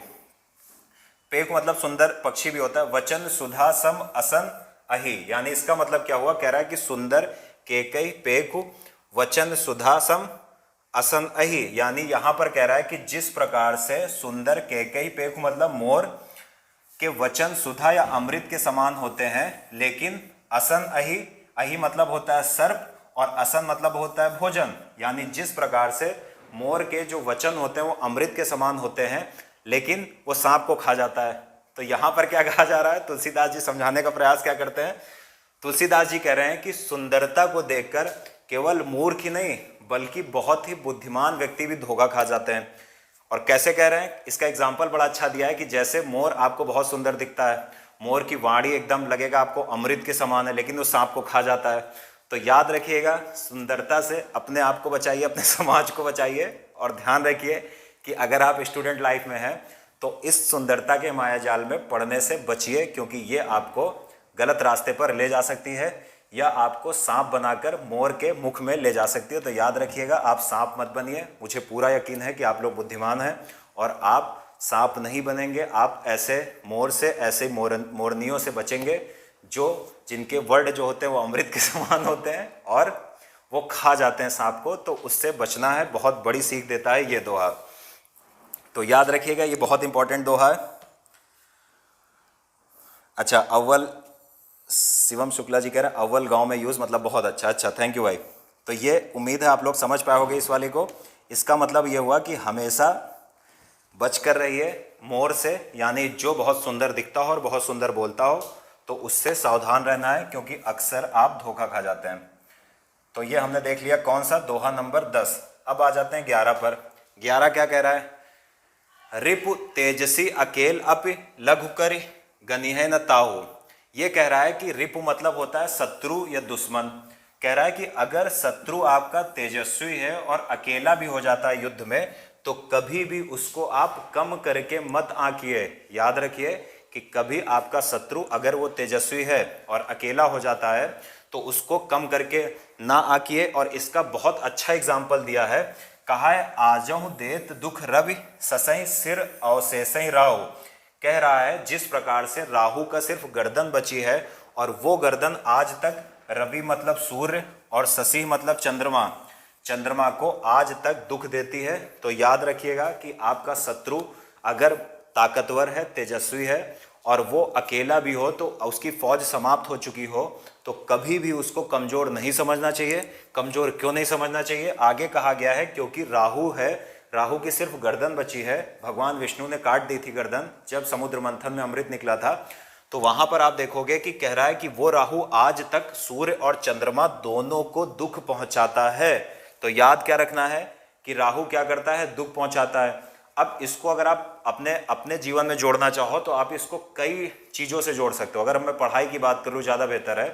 हो सकता है कि आप बहुत अच्छा पढ़ रहे हो, आपके क्लास में आपका कॉम्पिटिटर भी अच्छा पढ़ रहा हो और आप देखो कि कॉम्पिटिटर के बुखार हो गया है या वो किसी कारणवश अच्छी पढ़ाई नहीं हो रही है, तो उसको कभी भी कमज़ोर नहीं समझना चाहिए। तो ये याद रखिएगा कि आप अगर किसी भी फील्ड में हैं तो आप दूसरों को देखकर कि दूसरे मेहनत नहीं कर रहे हैं या दूसरे कुछ कमज़ोर हो गए हैं, अपनी जो भी आप वहाँ पर मेहनत कर रहे हो उसको कम मत करो। ये सिर्फ एजुकेशन सेक्टर की बात नहीं है बल्कि और भी सारी सेक्टर्स की बात है। आप कहीं पर जॉब कर रहे हो, आप दूसरों की परफॉर्मेंस देख रहे हो गिर रही, तो आप अपनी मत गिराओ, आप अपने काम पर फोकस करो। और उम्मीद है अगर आप अपने कामों पर फोकस करते रहोगे, दूसरों की निगेटिव चीज़ों से अपने अंदर कुछ निगेटिव पना नहीं लाओगे, तो आप जीवन में सफल हो जाओगे। ये दोहा यही सीख देता है। चलिए आगे देखते हैं। अब अगर हम दोहा नंबर 12 देखें तो बहुत ही प्यारा दोहा है। और दोहा क्या है? दोहा कह रहा है अपिचा स्वर्णमयी लंका लक्ष्मण में न रोचते। भगवान श्री राम लक्ष्मण जी से कह रहे हैं कि लक्ष्मण, यद्यपि जो लंका है वो सोने की है लेकिन मुझे बिल्कुल रुचिकर नहीं लगती है। क्यों? कह रहे हैं कि जननी जन्मभूमिश्च स्वर्गाधिप गरिष्यसि। भगवान श्री राम कहते हैं कि हे लक्ष्मण, जो ये लंका है भले ही ये सोने की है लेकिन मेरी इसमें बिल्कुल भी रुचि नहीं है, मुझे ये बिल्कुल भी रुचिकर नहीं लगती है। और आगे कहते हैं कि माता, जननी मतलब माता और जन्मभूमि मतलब मातृभूमि, ये दोनों ही स्वर्ग से श्रेष्ठ हैं। भले ये लंका के सामने ना हो लेकिन माता और मातृभूमि ये दोनों स्वर्ग से श्रेष्ठ हैं। अब इससे हम क्या सीख सकते हैं? इससे सबसे अच्छी सीख ये मिलती है कि हो सकता है भविष्य में आप बहुत ज़्यादा सफल हो और आप लंका जैसा एक साम्राज्य खड़ा कर लो, बहुत बड़ा घर बना लो, लेकिन वहाँ पर इम्पोर्टेंट क्या है कि आप अपनी माता को और अपनी जन्मभूमि को मत छोड़ो। अगर आपने अपनी जन्मभूमि और अपनी माता को छोड़ दिया तो इसका मतलब ये हुआ कि आपका हाल उसी वृक्ष की तरह होगा जो वृक्ष जड़ को छोड़ना चाहता है, क्योंकि जड़ मिट्टी में है। आप गांव जाने से बचते हो क्योंकि गांव में मिट्टी है, गांव में लाइट नहीं आती है। आप शहर में रहते हो, शहर में आपका घर बहुत बड़ा है। तो जिस प्रकार से अगर वृक्ष जो है, वृक्ष का तना या वृक्ष की डाल सोचे कि हम जड़ को छोड़ दें, क्योंकि जड़ मिट्टी में गड़ी हुई है और वहाँ से गंदगी आती है, तो वो कभी भी अगर वो जड़ को छोड़ देगा तना तो जीवित रह ही नहीं सकता है। उसी प्रकार से कहा गया है कि कोई व्यक्ति भले वो जीवन में कितनी भी सफलताएं क्यों न प्राप्त कर ले, लेकिन अगर वो अपनी माता से और मातृभूमि से संबंध विच्छेद कर लेता है तो वो उसको विनाश के रास्ते पर ले जाएगा। क्योंकि बेस या आधार बहुत जरूरी है किसी व्यक्ति का, और किसी भी व्यक्ति का आधार उसकी माता और मातृभूमि होती है। ये सबसे इम्पॉर्टेंट है। तो उम्मीद है आप लोग 12 नंबर को भी समझ पाए होंगे। अब हम चलेंगे दोहा नंबर 13 पर और देखेंगे 13 नंबर दोहा क्या कहता है। कह रहा है कि आगे कह मृदु बचन बनाई, पाछे अनहित मन कटुलाई, जाकर चित अहि गति संभाई, अस कुमित्र परिहरे भलाई। कह रहा है कि ऐसे मित्र जो आगे कह मृदु बचन बनाई, आपके सामने बहुत मीठे बोल बोलते हैं। यानी आप जैसे मिलते हो, आपके जीवन में कुछ लोग ऐसे होंगे कि जैसे आप मिलते हो, और भाई क्या हाल है, मेरे जीवन में बहुत है इसलिए मुझे ही पता है। ऐसे आपके जीवन में, सभी व्यक्तियों के जीवन में ऐसे लोग बहुत होंगे कि जैसे आप उनसे मिलते होगे तो वो आपसे, अगर आप प्रोफेशनल लाइफ में हो, आप अगर अपने अभी स्टूडेंट लाइफ में हो तो हो सकता है कि आपके जानने में ऐसे लोग कम हो, लेकिन प्रोफेशनल लाइफ में जैसे आप जाओगे तो वहाँ पर ऐसे लोगों से बहुत ज़्यादा भेंट होगी या ऐसे मित्रों से बहुत ज़्यादा भेंट होगी। कह क्या रहा है, आगे कह मृदु वचन बनाई, आपके सामने जब भी आएंगे बहुत मीठे वचन बोलेंगे, पाछे अनहित, यानी अगर जैसे ही आपके पीठ पीछे पहुंचेंगे तो आपकी बुराई शुरू कर देंगे और उनके मन में आपके प्रति कुटिलता या कुटिलता भरी होगी। तो याद रखिएगा, कहा गया है कि ऐसे मित्र जो आपके सामने बहुत अच्छा बोलते हैं लेकिन आपके पीठ पीछे आपकी बुराई करते हैं और उनके हृदय में आपके प्रति कुटिलता भरी होती है। जाकर चित, चित मतलब होता है मन, अहि गति संभाई, जिनका मन सांप की गति के समान टेढ़ा मेढ़ा है। अहि मतलब क्या होता है? अहि मतलब होता है सर्प और चित मतलब होता है मन। तो कह रहा है ऐसे मित्र जो आपके सामने मीठा बोलते हैं और आपके पीठ के पीछे आपकी बुराई करते हैं, और ऐसे मित्र जिनका मन सांप के समान टेढ़ा मेढ़ा होता है, समझना मुश्किल होता है। अस कुमित्र परिहरें भलाई, परिहरें मतलब छोड़ना। कहा जा रहा है ऐसे कुमित्र को छोड़ने में ही भलाई है। यानी याद रखिएगा, अक्सर आप क्या कहते हैं, डिप्लोमेटिक बनने के चक्कर में या बहुत ज़्यादा आप जिस वर्ड को बोलते हैं एडवांस बनने के चक्कर में आप उन लोगों से संबंध बनाने का प्रयास करते हैं जो आपको पता होता है कि आपके मुख पर आपकी हमेशा तारीफ करेंगे लेकिन आपके पीठ के पीछे जैसे जाएंगे वो आपकी बुराई करेंगे, ठीक है ना। और आप उनके मन को खुद ही नहीं समझ पाते हैं क्योंकि उनका मन सांप की गति के समान टेढ़ा मेढ़ा है। तो यहाँ पर गोस्वामी तुलसीदास जी कहते हैं कि ऐसे मित्र को छोड़ देने में ही या ऐसे कुमित्र को छोड़ देने में ही आपकी भलाई है। तो निर्धारण आपका है, आज ही कॉपी पेन लेकर बैठिए और देखिए कि ऐसे कुमित्र कौन है जिनका जो मन है वो सांप की गति के समान टेढ़ा मेढ़ा है। तो अपने दोस्तों में आप सांपत्व का पहचान करिए, देखिए कौन कौन से अजगर या सांप छिपे बैठे हैं, तो उनकी पहचान आपका कर्तव्य है, दायित्व है। अब हम चलेंगे दोहा नंबर 14 पर, देखते हैं ये क्या है। बहुत बेहतरीन दोहा है। कह रहा है कि काम, काम का मतलब क्या होता है? आपके मन में जो इच्छाएं उठती हैं, बहुत सारी इच्छाएं होती हैं, वहां उसके लिए एक टर्म यूज होता है काम। दूसरा क्रोध, क्रोध हो गया। मद मतलब मद के सामान्यता आप देखोगे तो दो अर्थ होते हैं। जैसे कुछ लोग मादक द्रव्यों का सेवन करते हैं, जैसे नशा हो गया, शराब पी लेते हैं, गांजा पी लेते हैं, चरस लगाते हैं, जो भी करते हैं जिस प्रकार के नशे होते हैं। तो जो व्यक्ति इस प्रकार के मादक द्रव्यों का सेवन करके जिस अवस्था को प्राप्त होते हैं उसको बोलते हैं मद। जैसे किसी व्यक्ति को आपने शराब पीते हुए सांप की गति से चलते हुए जरूर देखा होगा, तो उस व्यक्ति के लिए एक टर्म यूज हुआ है मद। साथ ही साथ मद का जो दूसरा अर्थ है वो अहंकार भी होता है कि मुझे मद है अपनी शक्तियों पर, मुझे मद है अपने ज्ञान पर, मुझे मद है अपनी बाइक तेज चलाने पर, मुझे मद है कि मैं 4 मंजिल से फांद जाता हूँ। तो इस प्रकार की दो मतलब मैंने बताए हैं कि अगर आप जब नशा करते हो तो नशा करने के बाद आप जिस अवस्था को प्राप्त होते हो उसको भी मद कहते हैं, और दूसरा मद अहंकार होता है जो किसी भी चीज का हो सकता है। यहां पर क्या कह रहा है कि काम यानी इच्छाएं, क्रोध, मद, लोभ सब नाथ नरक के पंथ। हे नाथ, काम, क्रोध, मद और लोभ या लालच सभी नरक के पंथ हैं या रास्ते ले जाते हैं। यानी याद रखिएगा, अगर एक आवश्यकता से ज़्यादा आपकी इच्छाएं होंगी, एक आवश्यकता से ज़्यादा आप क्रोध करोगे, और अगर आपके अंदर मद होगा, अहंकार होगा, लालच होगा, तो ये सब नरक के पंथ ले जाते हैं। जैसे मान लिया कि काम की बात कर लेते, इच्छाओं की बात कर लेते। आपकी इच्छा है कि आप अंबानी बन जाओ और आप चल रहे हो साइकिल से, तो अब सीधी सी बात है, अगर इतनी जल्दी आप अंबानी बनने का प्रयास करोगे तो ये किस रास्ते पर ले जाएगा? नरक के रास्ते पर। इसी तरह अगर आप क्रोध के रास्ते पर चल रहे हो, आप घर से निकले और सामने आप किसी से लड़ गए और आपने सोचा कि कार में वो व्यक्ति बैठा है, चलो अब इसको निकाल के इसके 2-4 हाथ लगा देते हैं, और सामने वाले को आपने निकाला, वो आपसे 3 गुना हुआ शरीर का, तो क्या होगा? आपका क्रोध आपको सीधे ऊपर पहुंचाएगा। तो याद रखिएगा, जितनी भी गर्म चीज़ें होती हैं या क्रोध होता है, जैसे आपको पता है कि प्रकृति एक चीज़ हमको सिखाती है कि जैसे ही सूर्य वायु को गर्म करता है वैसे ही एयर के अणु फैलते हैं और वायु गर्म होकर ऊपर उठ जाती है। क्यों? क्योंकि वायु के मॉलिक्यूल्स दूर दूर हो जाते हैं। तो हमको प्रकृति क्या सीख देती है कि जिस प्रकार से गर्म हवा ऊपर उठती है हल्की होके, वैसे ही जो व्यक्ति क्रोध करते हैं वो हल्के होते हैं और उनका ऊपर उठना तय है। तो याद रखिएगा कि क्रोध हमको ये सिखाता है। दूसरी चीज, अगर आपको अहंकार है तो अहंकार किस चीज का है? अगर आपको ज्ञान का अहंकार है तो सुकरात ने कहा था कि मैं इस मामले में ज्ञानी हूं क्योंकि मुझे पता है कि मैं कुछ नहीं जानता हूं, या मुझे पता है कि मैं कुछ नहीं जानता हूं, या मुझे कुछ नहीं पता है। तो सुकरात को ये चीज़ पता थी कि जो ज्ञान का सागर है बहुत बड़ा है। अगर आपको इस बात का घमंड है कि आपको ज्ञान का घमंड है तो आप सागर में पड़े एक बैक्टीरिया जैसे हो, क्योंकि ज्ञान का सागर तो अनंत है। तो यहाँ पर इसी चीज़ को कहा गया है। फिर लोभ हो गया। ये सब कह रहा है कि आपको नरक के रास्ते ले जाएंगे। कह रहा है कि इन सब को छोड़कर सब परिहरि रघुबीर ही भजऊं भजई जय संत।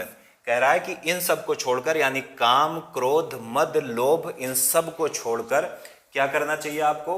आपको रघुबीर का भजन करना चाहिए। किस प्रकार से? जिस प्रकार से भगवान राम का या रघुनाथ का भजन संत लोग करते हैं। अगर आप काम, क्रोध, मद को छोड़कर रघुबीर का भजन करोगे तो उम्मीद है कि आप सही रास्ते पर चलोगे, जिस प्रकार से संत चलते हैं। तो ये हमारा हो गया दोहा नंबर 14 और लास्ट 3 में हम पहुंच चुके हैं। रविकांत शुक्ला, हैप्पी दिवाली रविकांत शुक्ला जी। तो चलिए अब हम देखेंगे लास्ट 3 जो हमारे आ चुके हैं, 15 देख लेते हैं। नहीं, कह रहा है कि नहीं दरिद्र सम दुख जग माही, संत मिलन सम सुख जग माही, पर उपकार बचन मन काया, संत सहज स्वभाव खगराया। यहां पर देखिए क्या कह रहे हैं। यहां पर कहा गया है नहीं दरिद्र, भगवान श्री राम का कथन है कि दरिद्र के समान या गरीब के समान, या दरिद्र को आप इसको कई टर्म में यूज कर सकते हो। आप इसको गरीब से भी ले सकते हो, निर्धनता से भी ले सकते हो। कुछ लोग दरिद्र होते हैं, उनकी सोच बहुत घटिया होती है, तो इस संदर्भ में भी इसको देखना है, छोटी सोच वालों के संदर्भ में। यहां पर क्या कहा जा रहा है? भगवान राम कहते हैं कि नहीं दरिद्र सम दुख जग माही, निर्धनता के समान या छोटी सोच के समान इस जग में कोई भी दुख नहीं है। आगे क्या कहते हैं? संत मिलन सम सुख जग नाही, इस संसार में संत के मिलने के समान कोई सुख नहीं है। यानी पहली चीज क्या है कि आपकी अगर छोटी सोच है या आप निर्धनता में भी आपको पता है कि बहुत दुख है, इसी प्रकार जो लोग छोटी सोच भी रखते हैं वो किसी न किसी व्यक्ति से किसी न किसी कारणवश कुंठित रहकर अपने जीवन को खराब करते हैं। यहां पर क्या कहा जा रहा है कि नहीं दरिद्र सम दुख जग माही, दरिद्रता के समान इस जग में कोई भी दुख नहीं है। अगर आप छोटी या कुंठित सोच रखते हो तो आप जीवन भर दुखी रहोगे। आगे क्या कह रहे हैं? संत मिलन सम सुख जग माही, जग नाही, यानी अगर आपको कोई संत मिल गया है, कोई आपको ऐसा व्यक्ति मिल गया है जो आपको गलत रास्ते पर सही रास्ते पर ले जाएगा गलत रास्ते से, तो इससे बड़ा इस दुनिया में कोई सुख नहीं है। इसको आप बहुत संदर्भ में देख लेते हो। अगर आप देखोगे कि आपकी उम्र ज़्यादा है तो आप गुरु की तलाश करते हो जो आपको सत्य के या मोक्ष के मार्ग पर ले जाए, पहली चीज़ है। अगर आप स्टूडेंट लाइफ में हो तो वहाँ पर आपको एक गुरु या किस संत को आप गुरु के संदर्भ में भी ऐड कर सकते हो। आप उसकी तलाश करते हो कि जो आपको सुख प्रदान करे। अगर आपको ऐसा गुरु कोई मिल गया जो आपको पार लगा दे तो इसको उससे भी कनेक्ट कर सकते हो। पर उपकार बचन मन काया, संत सहज स्वभाव खगराया। देखिए यहाँ पर राम भगवान क्या कहता है? हे पक्षीराज, जो संत का स्वभाव होता है वो बहुत ही सहज होता है और उनके वचन में, मन में, और काया मतलब शरीर, यानी वचन मन काया, यानी संत का जो स्वभाव होता है वो बहुत सरल होता है। उसके मन में, वचन में और शरीर में सभी में परोपकार की भावना भरी होती है। तो इससे हमको एक परोपकारिता की भी सीख मिलती है कि हमको क्या करना चाहिए? हमको अधिक से अधिक परोपकारिता की या दूसरों के ऊपर उपकार करने की प्रवृत्ति अपने अंदर लानी होगी। और ये परोपकार सिर्फ किसी को कुछ दान से ही नहीं हो सकता है। आप अगर अच्छे वचन बोलोगे तब भी परोपकार है, आप मन से परोपकारी बनो, आप शरीर से किसी की सहायता करो, वहाँ पर परोपकारी बनो। तो यहाँ पर क्या कह रहा है? यहाँ पर हमको ये सीख मिलती है कि कौन से ऐसे साधन हैं जो आपको दुख की ओर ले जाएंगे, कौन से ऐसे साधन हैं जो आपको सुख की ओर ले जाएंगे, और किस प्रकार से हमको परोपकारिता की तरफ बढ़ना पड़ेगा और उसी परोपकारिता पर बढ़कर हम सुख की प्राप्ति कर सकते हैं। तो ये हमारा हो गया दोहा नंबर 15। अब हम चलेंगे आज के दोहा नंबर 16 पर और देखेंगे ये क्या है। बहुत ही बेहतरीन दोहा है, आप सबके लिए एक सीख है, हम सब के लिए एक सीख है। कह रहा है तुलसीदास जी कहते हैं, जे न मित्र दुख होई दुखारी, ऐसे व्यक्ति जो मित्र के दुख में दुखी नहीं होते हैं। याद रखिएगा, कभी ऐसा होता है कि आपका मित्र बहुत ज़्यादा दुखी हो और आप उसका मजाक बना रहे होते हैं, तो याद रखिएगा हो सकता है उसके दुख का कारण और कुछ हो। आप बार बार करो तुम्हारा ब्रेकअप हो गया है क्या, तो इससे क्या हो रहा है कि आप अपने मित्र के दुख का मजाक बना रहे हो। आगे क्या कह रहा है? आगे कह रहा है तिनहि बिलोकत पातक भारी, यानी तुलसीदास जी कहते हैं कि ऐसे दुख, ऐसे मित्र, जे न मित्र दुख होई दुखारी, ऐसे मित्र जो मित्र के दुख को देखकर दुखी नहीं होते हैं, तिनहि बिलोकत पातक भारी, उनको देखने ही मात्र से ही एक भयंकर दुख की प्राप्ति होती है। यानी अगर दो व्यक्ति हैं और एक कोई दोस्त दुखी है और दूसरा दोस्त उसको देखकर उसका मजाक बना रहा है, तो जो व्यक्ति मजाक बना रहा है तुलसीदास जी कहते हैं उसको देखने भर से भारी हानि या भारी दुख होता है। आगे क्या है, निज दुख गिर सम रज करि जाना। गिर मतलब होता है पर्वत और रज मतलब होता है धूल। कह रहा है कि अपने दुख को, अपने पर्वत के समान दुख को भी धूल के समान समझना चाहिए। आगे, मित्रक या मित्र दुख रज मेरु समाना। मित्र के धूल के समान दुख को, मेरु मतलब जो आपने रामचरितमानस में सुमेर पर्वत का जिक्र पढ़ा होगा, कहीं ना कहीं आपने देखा होगा सुमेरु पर्वत का जिक्र हुआ है जो बहुत बड़ा पर्वत माना जाता था। तो यहां पर क्या कहा गया है कि अपने पर्वत के समान दुख को भी धूल के समान समझना चाहिए। मित्र के जो धूल का समान दुख हो उसको भी पर्वत के समान दुख को मतलब पर्वत के समान समझना चाहिए और उसका समाधान करने का प्रयास करना चाहिए। और यही मित्रता की सबसे बड़ी कसौटी है। इससे हम क्या सीखते हैं या इसके एप्लीकेशंस क्या हैं? इससे ये आपको समझदार बनाने में महत्वपूर्ण भूमिका निभाता है। आप अक्सर नहीं समझ पाते हो कि किससे किस परिस्थिति में कब मजाक किया जाए, लेकिन अगर आप रामचरितमानस पढ़ोगे तो वहां पर आपको सीख क्या मिलती है कि पहली बात तो यह है कि मित्र को दुखी देखकर दुखी होइए, उसके दुख का कारण जानिए, उसका समाधान करिए और उसके छोटे से दुख को अपना बहुत बड़ा सा दुख मानकर उसका समाधान करने का प्रयास करिए। हो सकता है आपके मन में हो कि ऐसे 50 दुख मेरे पास भी हैं, ऐसा नहीं करना है। तुलसीदास जी कहते हैं कि अपने पर्वत समान दुख को भी मिट्टी के समान समझना चाहिए और मित्र के मिट्टी के समान दुख को भी पर्वत के समान समझना चाहिए और उसका समाधान करना चाहिए। तो बहुत अच्छी सीख मिलती है इससे आपको अपने जीवन में। अब आज का जो लास्ट दोहा है हमें वो देखना है। और लास्ट दोहा क्या है? लास्ट दोहा आपको कर्म से थोड़ा विमुख कर सकता है। क्यों? क्योंकि कर्म, हमने बहुत कर्म की बातें कर ली, लेकिन अंत में हम एक चीज और पढ़ेंगे कि कभी कभी क्या होता है कि कुछ लोग बहुत ज़्यादा मेहनत करते हैं लेकिन उनको फिर भी सफलता नहीं मिलती है। क्यों? क्योंकि कहा जाता है कि कर्म भी जरूरी है लेकिन थोड़ा सा आपका भाग्य या लक भी जरूरी है। अब देखते हैं इस दोहे के माध्यम से, जो आज का सेशन का लास्ट दोहा है, आज की क्लास का लास्ट दोहा है। क्या कह रहा है? बोले बिहसि महेश तब ज्ञानी मूढ़ न कोई। महेश मतलब होता है भगवान महादेव और बिहसि मतलब हंसकर, बोले मतलब बोलना। यानी भगवान शिव या भगवान महेश या महादेव ने हंसकर ये बात बोली कि ज्ञानी मूढ़ न कोई, ना कोई ज्ञानी है ना मूढ़ है। भगवान शिव इस बात को, तुलसीदास जी कहते हैं कि भगवान शिव इस बात को हंसकर बोल रहे हैं कि इस संसार में ना तो कोई ज्ञानी है और ना कोई मूर्ख है। आगे क्या कहते हैं? आगे कहते हैं, जे ही जस रघुपति करहीं जब सो तस तहि छन होई। जिसको रघुपति यानी भगवान श्री राम जैसा करना चाहते हैं वो उस क्षण वैसा होने लगता है या हो जाता है। यानी यहाँ पर भगवान महादेव या शिव भगवान क्या कर रहे हैं? वो कहते हैं कि पहली बात ये कहते हैं, हंस कर कहते हैं कि ना तो कोई बुद्धिमान है ना कोई मूर्ख है। आगे कहते हैं नेक्स्ट लाइन में कि भगवान राम जिसको जिस क्षण जैसा करना चाहते हैं वो उस क्षण वैसा हो जाता है।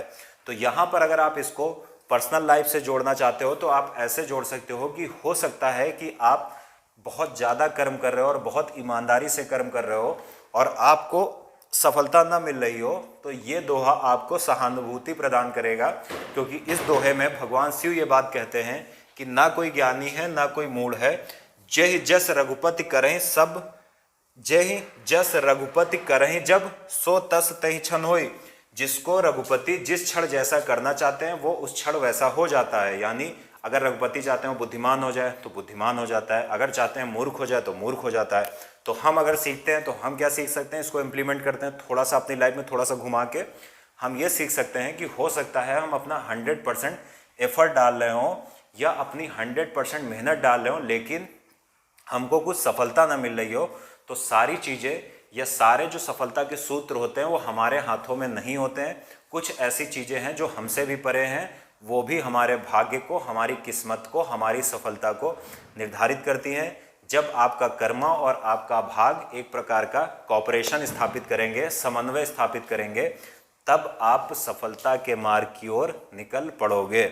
तो ये रही आज के, हमने जो दोहों के माध्यम से दीपावली के उपलक्ष्य में ये समझा, क्योंकि ये हमारी विरासत है। और मैं सिर्फ 17 दोहे लेकर आया हूँ और थोड़ी जो मैंने और बातें बताई है। यहाँ पर एक चीज़ समझ लीजिएगा कि ऐसा नहीं है कि पूरी रामचरितमानस में ये 17 दोहे ही हैं। रामचरितमानस ज्ञान का भंडार है, उसका एक एक दोहा आपको बहुत ज़्यादा शिक्षा देता है, आपको बहुत कुछ सिखाता है। बस समस्या ये है कि हम साल में एक बार दीपावली में पटाखे दगाकर अपने जो धर्म को निभाने का प्रयास करते हैं। ज़रूरी वो भी है, उसमें कोई समस्या नहीं है, लेकिन जो हमारी संस्कृति रही है रामायण रामचरितमानस वाली, अगर वो इतना ज्ञान के सागर समेटे हुए हैं, अगर हम उनसे बहुत कुछ सीखने का प्रयास करें तो हमें इधर उधर भटकने की ज़रूरत नहीं है। इनमें पर्याप्त ज्ञान है, इनसे बहुत कुछ सीखा जा सकता है। इसलिए ये हमारे जितने भी धार्मिक पौराणिक ग्रंथ हैं, ये हमारे ज्ञान का स्रोत हैं। यद्यपि अगर आप वर्तमान परिप्रेक्ष्य में देखोगे तो लोग इनसे विमुख होते जा रहे हैं, लोग इनसे हटते जा रहे हैं। ये हमारा दुर्भाग्य है। तो चलिए, ये मेरी तरफ से रहा। उम्मीद है अंजलि गिरी, हैप्पी दिवाली। तो अब इस क्लास को यहीं रोकने का समय हो चुका है। उम्मीद है कि आप लोगों को क्लास समझ में आई होगी, थोड़ा सा अच्छा भी लगा होगा, मज़ा भी आई होगी। तो यदि आप लोग अगर क्लास अच्छी लगी हो तो आप लोग चैट में फटाफट बता दीजिए क्या कुछ समझ में आया यहाँ, या पहले जैसा ही मामला है। तो कृपया मैसेज में या चैट में जहाँ पर भी हैं आप बता सकते हैं।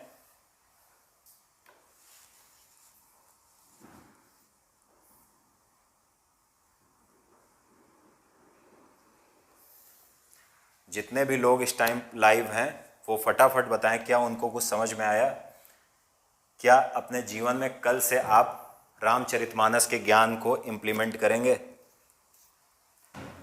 Thank you sir for giving us fabulous class. चलिए, प्रतीक्षा पांडे का रिएक्शन देख के ऐसा लग रहा है कि बहुत कुछ समझ में आया। अतिशय तिवारी मौजूद हो भाई? चलो भाई, बढ़िया है। अमन कहाँ गए? अमन जीवित हो कि रण क्षेत्र छोड़कर भाग गए हो?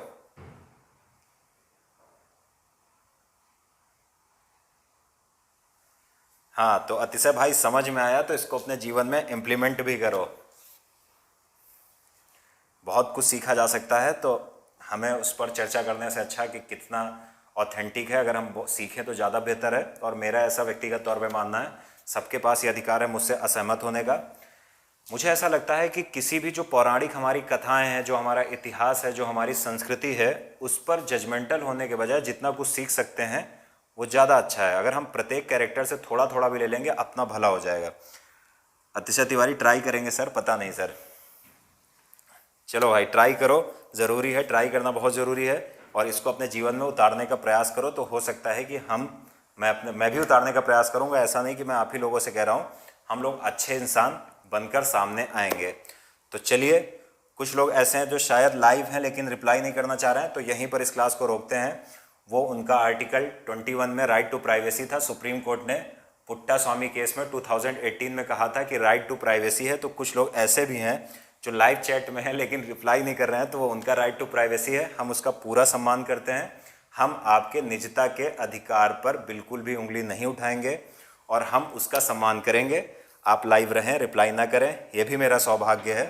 खैर, फिर से एक बार सभी को मेरी तरफ से दीपावली की हार्दिक शुभकामनाएं।